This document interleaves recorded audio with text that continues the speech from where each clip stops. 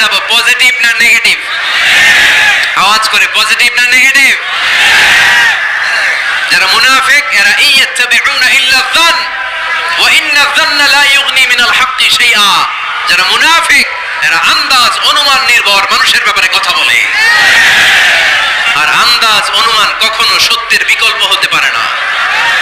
আন্দাজ অনুমান কখনো সত্যের বিকল্প হতে পারে?